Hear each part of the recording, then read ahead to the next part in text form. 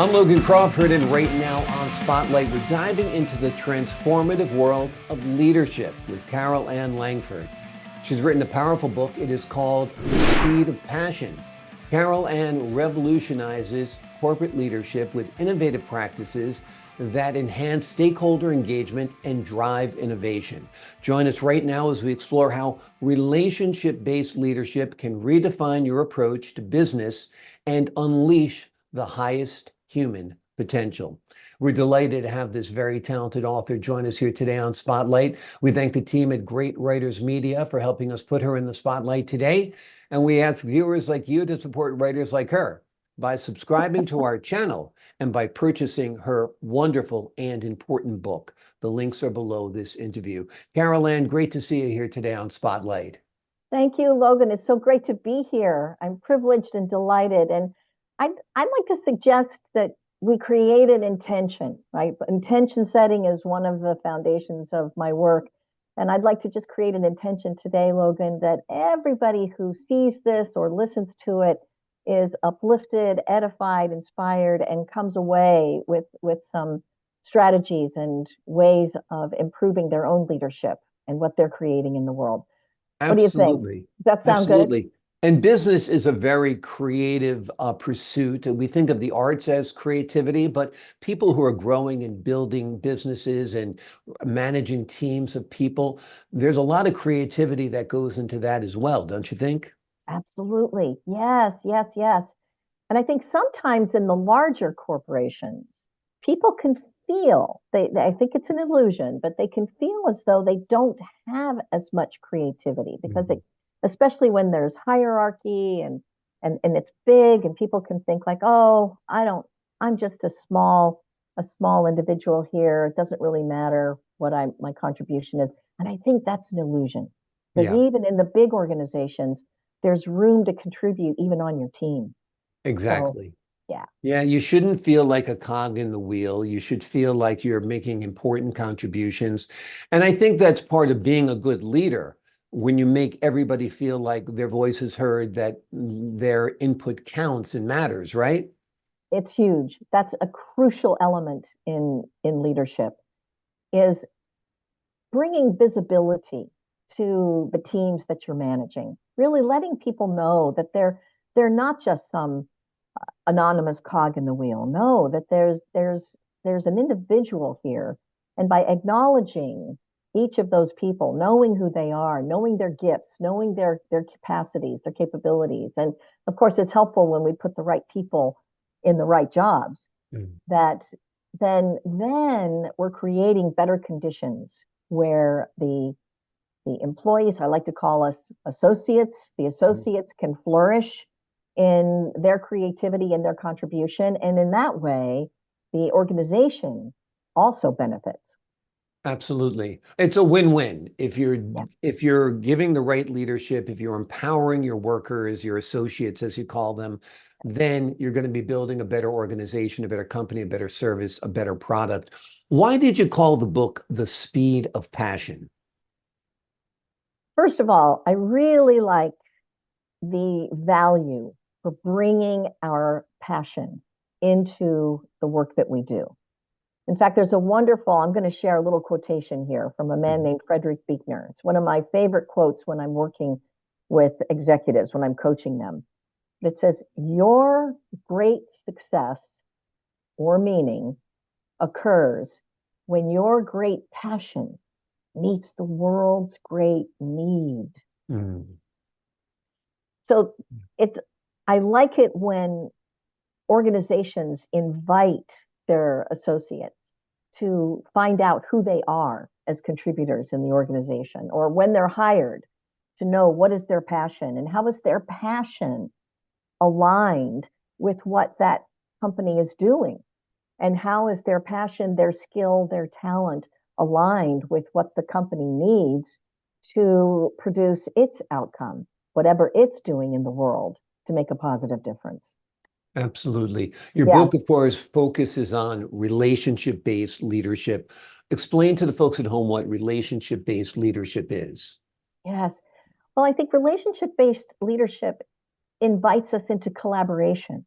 Mhm. right? We bring a relationship context to our leadership. So instead of that hierarchical, direct tell, this is the idea, do what I tell you because I said so. Mhm. If we're engaged in a relationship where leadership is inviting associates to contribute their ideas, their creativity, their initiative, their own uniqueness to Mhm. the solutions that are being made, well, then we're fostering an environment where there's more ownership. Mhm. You see, so I mean, when people feel like they don't have the invitation or the freedom to contribute their ideas, then that's I think when we limit the possibilities. So by getting to know our associates, understanding them, appreciating them, being deliberate in the way that we acknowledge who they are, and then putting them in the right position and giving them some freedom to be co-creators on their Mhm. teams, then I think you're going to engage them in a deeper way. And when people are owning this, when they feel an experience of owning the company mission, that's when I think we get a better product out of it. We get a better Mhm. outcome because they're having more fun. Simon Sinek has a great video on the power of why and knowing our true north purpose in why Mhm. we do what we do. But the point that he makes is when people are authentically engaged through their passion, through their creativity, then they're going to be willing to give all they have to give. You know, that's Mhm. when the blood, sweat, and tears is is involved in what they give. It's not just a transactional obligation. It goes from transactional obligation, it transforms into an act of passion. And with that passion, we've got more room for innovation. Exactly. And you're changing the culture or improving the culture of the workplace. I mean, Yeah. we've all worked in places where it's a very negative culture. It's us and them, and they don't know anything, and we're the smart ones, but they don't care what we have to say. And, those businesses tend to flounder. Yes. Ones where people are appreciated, where their input is taken and understood and many times incorporated into practice. Mhm. You're building a better structure, you're building a better corporate culture, don't you think? Yes, no question, no question. And I have a really good example. I have a lot of examples of this actually, but Mhm. I'll pick one from my own life. And this is I and my brother and our business partner at the time. We were very young. I was 21, my brother was 17. The business partner happened to be the guy I was dating at the time and who I ended up marrying. But the Mhm. three of us got this idea to do a business together. And my brother happened to be working in the retail automobile tire sector. And Mhm. we said, we could probably do this. So we set about to doing this and we started as a service operation and we grew. Then we wanted to expand. We went out to California because the market was more open there and we started over. And here's the value system that we brought. We said, number one, the people who work with us, we don't call them employees, we call them associates. Mhm. We invited our associates to be owners of the retail store that they worked in. Mhm. And this was the value system that we mentored in them. And they were all very, very open. They loved this idea. It's that whoever walks in the door of your business, imagine them to be a member of your family whom you love Mhm. and whom you want to take good care of. So we fostered that values-based leadership with servant leadership ideas around we're here to help. We're here to deliver something that can be helpful to the people who are coming to our business. Yeah. In addition, we paid the highest wages in the industry. We gave the greatest benefits. We acknowledged people every year with a big party and gave prizes and bonuses. We paid the highest wages in the industry, best benefits. And by golly, that motivated people to create an incredible corporation. And by the time the business was sold in the year 2000, there were 23 thriving locations in the San Francisco San Jose Bay area. And I Amazing. helped I helped launch it. My brother was the tech guy, our partner. had the business dealings. I brought the brand. And Mm. who do we want to be? And what are our values? So that's an example of how this values-based leadership approach can make a big difference. And when you say the associates were owners, were they literally owners or figuratively owners? Were they given like pride of ownership? Tell us about that aspect of it. Yes, the ownership came through the ways that they were compensated. Mhm. And that had to do with there was profit Mhm. sharing all along the way.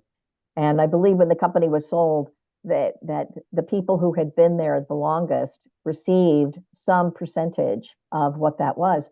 Now, another model, a current model that does that is the KKR private equity company. Pete Stavros, who's been the CEO there, has been a wonderful innovator of this model, which when they acquire a company, and if that company gets sold, whatever are the profits, the people who have worked at that company get a percentage of that. They get a share. So you see that in that way, the associates are visible. We're recognized. They're appreciated for the really important contribution that they're making. But I Exactly. but I also think that when we create these win-win contexts, it's more fun. Isn't it more fun to work in an environment like that? What would you say, Logan? Oh, absolutely. Absolutely. Like I said, I've worked for TV stations and networks that were crummy, or a director that has a hostile set. And people are like this. They're afraid, they're just covering their butts all the time Yes, and trying to hang on to their job and looking elsewhere. yes, And when somebody's empowering, what do you think? What would you do? I've had directors turn to me, Logan, in a situation like this, what would you do as a newsman? And I can tell them right away. And I have other news directors where I'm doing other directors of films, and I'm doing something, and they'll say, "No, no, no, that's not how a newsman would do it." I'm like, "Okay, I've been a newsman for a long time, but you tell me how it's done." But so you're right. It's all the approach. It's very, very important. Let's talk about your book. What will folks find between the covers? Who is it geared for, and how is it structured? yes. Well, I'll share that the book was inspired by the work that I've been doing for over 20 years in the organizational development space in corporate America. Mhm. And I've worked in the Fortune 10. I've also worked with startups. I've also worked in the nonprofit sector. So I've had this privilege of being on the inside of these organizations. And as a coach, I'm there to help each individual and Mhm. each team and each organization fulfill its potential, fulfill its highest potential. That's a sacred value for me. I mean, Mhm. I'm really interested in nourishing human consciousness so that we can step into the best kinds of contributions that we can make through the companies that we work for, through the art projects that we do, regardless of what we're doing. I would love to see the human species and everybody that I work with step into their full potential. So Mhm. I've had the privilege of working with fantastic individuals and teams. And so I see the benefit of, of this values-based leadership approach. Now, so I'm inspired. I'm completely inspired. And I dedicated the book to my brother, my beloved brother, who has a huge heart for business and really was a big part of the heart and soul of the companies that he created. And I have to say, you witness how people flourish in those environments when there's values-based leadership. So within the book, the thing that a lot of people say they really like about it, I have stories. I tell a lot of stories that Mhm. demonstrate the principles. Now, the principles that are included are number one, current understanding of mindfulness practice, intention setting, the use of emotional intelligence in our relationship building and communication, the use of what we call conversational intelligence, empathy, right? How we bring all of that into our communication. Additionally, I have a whole section on executive presence and communication skills. Mhm. Because you can have a great idea, but what happens if you can't communicate it Yeah. very well? Have you seen that, Logan? Have you been in Absolutely. organizations? There's a lot of people who are Yeah. inarticulate. They can't express it. They've got the idea in their head, but they don't know how to let the workforces know about it. Yes, yes, yes. I had a good friend who worked I don't know if it still exists. It was the Plug and Play building in Silicon Valley. And this was like an incubator for new businesses. And people got to apply, and I think you got a reduced rent if you worked out of there. But I'm pretty sure it was every month there was an event when venture capitalists came to the building, and they came to hear the presentations of the people who were there incubating new technology, new ideas. And my friend who worked there witnessed a number of these presentations. And he just said to me, he said, Carol, you should be coaching there because he said, I know there are fantastic people who are coming up with brilliant ideas, but in the meetings with the venture capitalists, they get lost because, they're, for whatever reason, they get nervous or they haven't prepared well enough or they haven't found a way to really relate or translate their idea to their audience. So all these great ideas get lost, and sadly, the money is left on the table. Yeah. Simply because they didn't have the communication skills.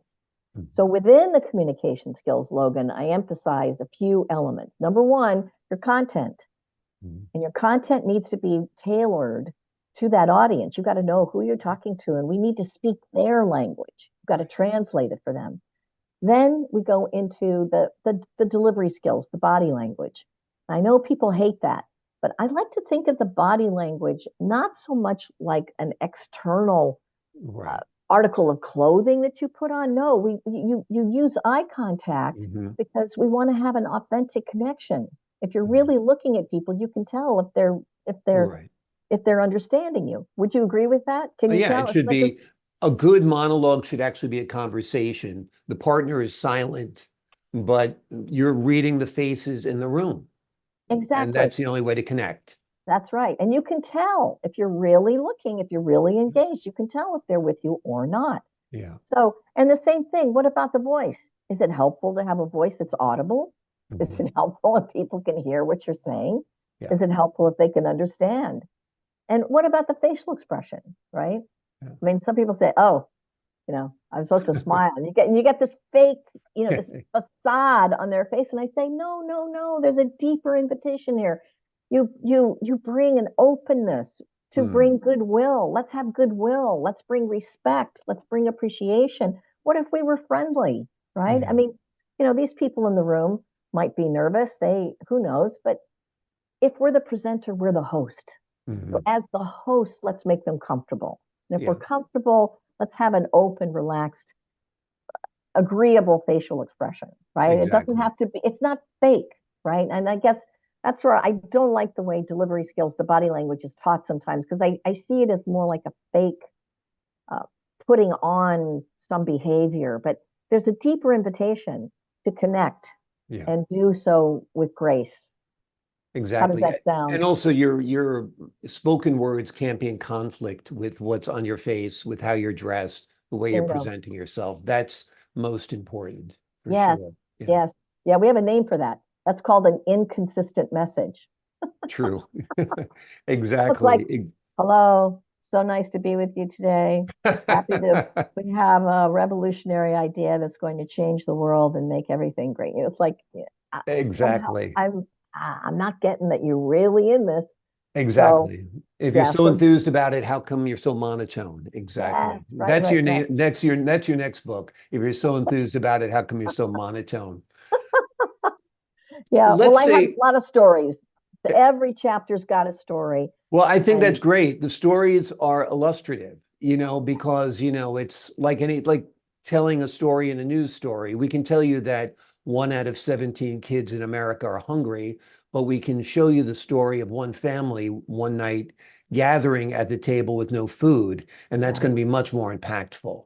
Yes. So that's why storytelling is really, really important across the board, whether it's, communications or business or finance or whatever it might be.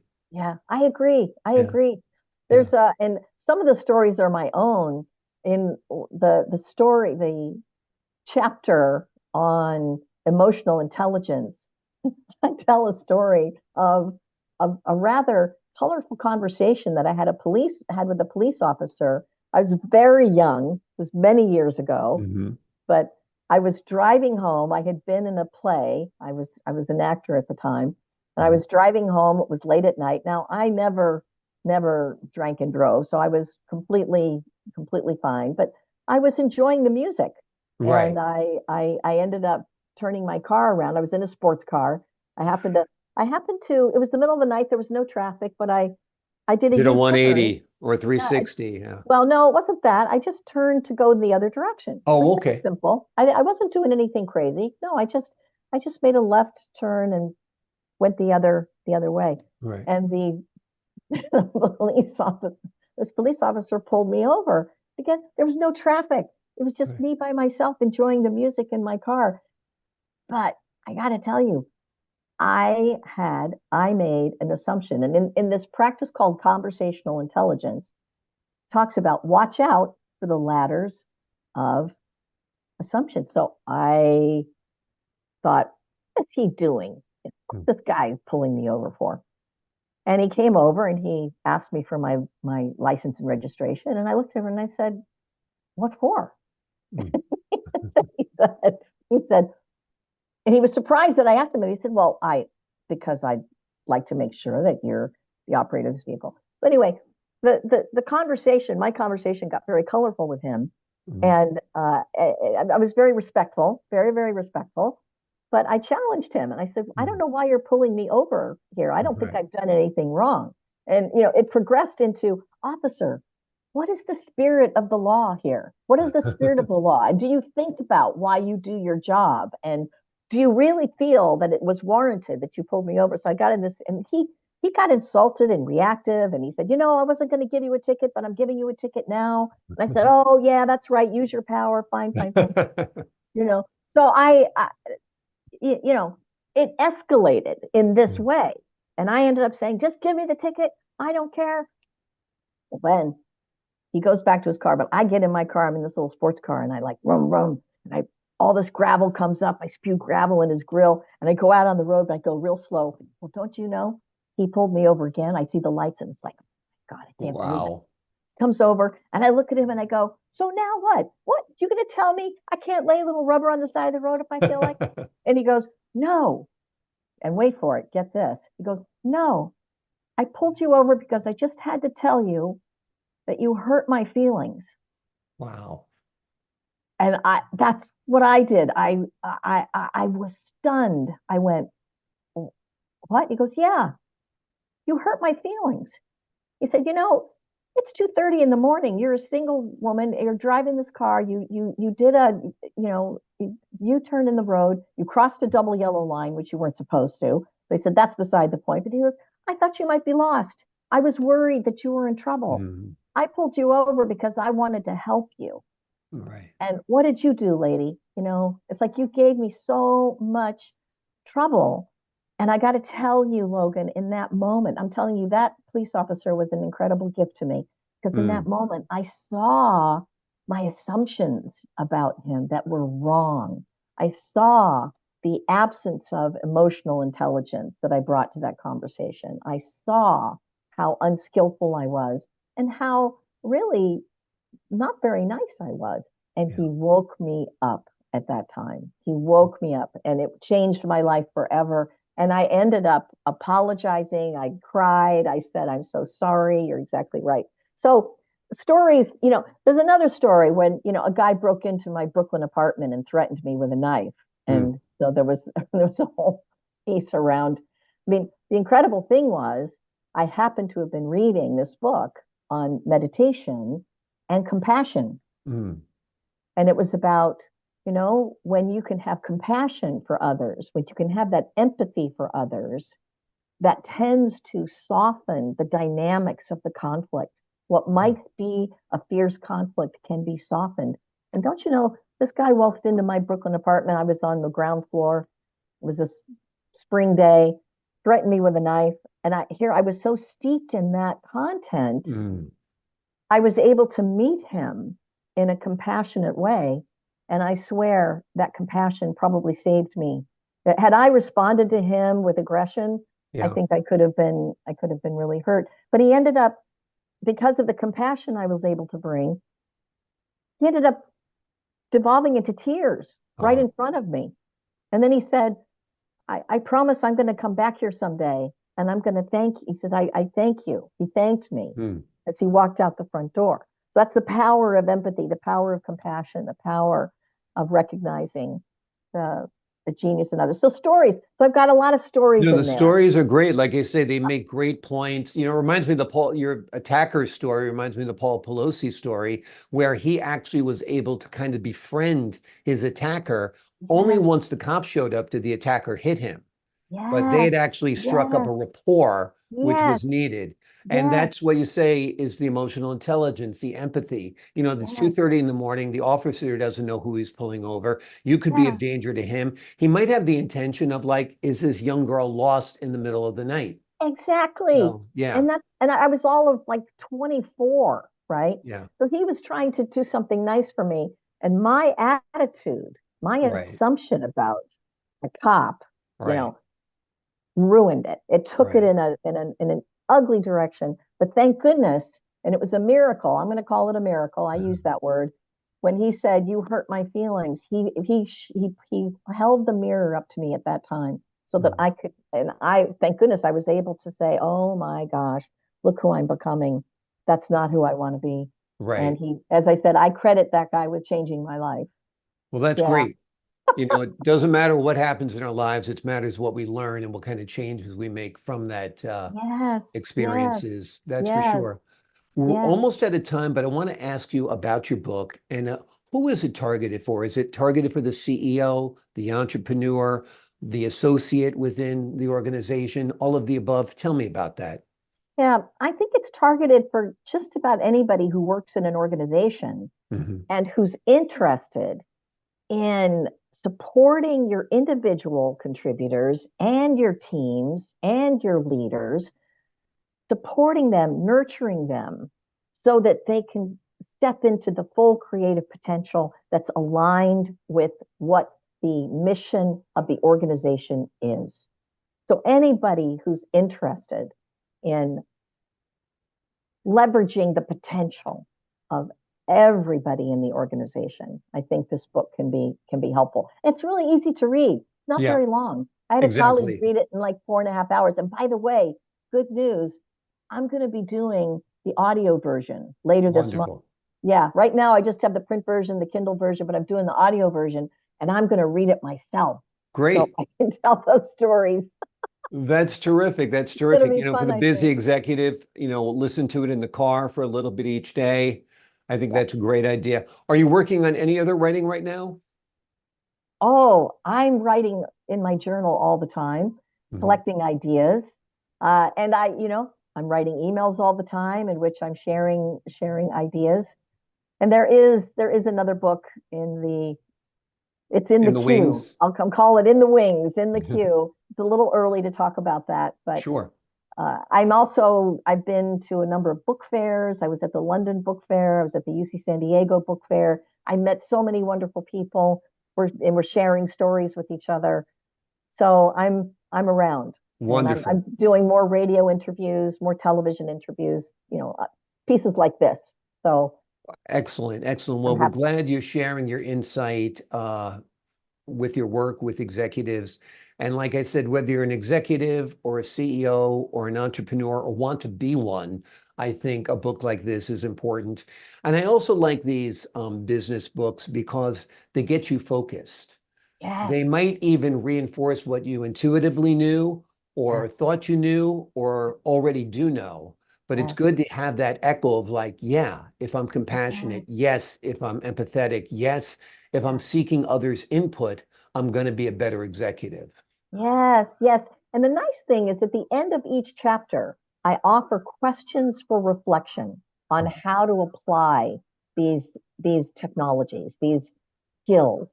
And I've had a number of people tell me how much they loved the reflection questions, that it Yeah, really helped them personalize the techniques and the skills and apply them in very, very specific ways, personal ways for them. So that's wonderful. another element that I think is useful. It's a great exercise for sure. Carol Ann Langford has written a wonderful book that'll help you revolutionize your business or your own leadership style. It is called The Speed of Passion. In it, she takes a look at corporate leadership and how innovative practices that enhance stakeholder engagement can drive innovation and make for a better organization from top to bottom. Yeah. Carol Ann, thank you so much for joining us here today on Spotlight.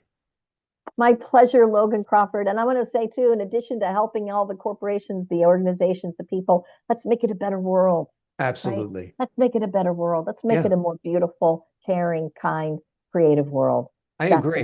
That's the biggest mission. And also, we're spending 40, 50, 60 plus hours a week in these jobs, the best hours of our days. If it's a better, more understanding, more compassionate place, not only will you be getting better results, but you'll also be creating better life experiences for the people within your organization. And that's important too. Yes, yes. The life of greater meaning and greater joy. That's my hope and aspiration for everyone. And that can come with rigor. I'm not saying this is not a rigorous practice. We're not saying you're going to be the easy boss, but no, I think great reward comes when people are working rigorously. Agreed. I mean, I think that's where the speed of passion and what it's all about comes into play. That's what it's meant to do. Thanks so much for joining us here today, Carol Ann. My pleasure, Logan. Thank you so much for this engaged conversation. It's been my delight and joy. I enjoyed it as well. To the folks at home, I'm Logan Crawford, thanking you for your time this time. Until next time on Spotlight. Take care, everybody.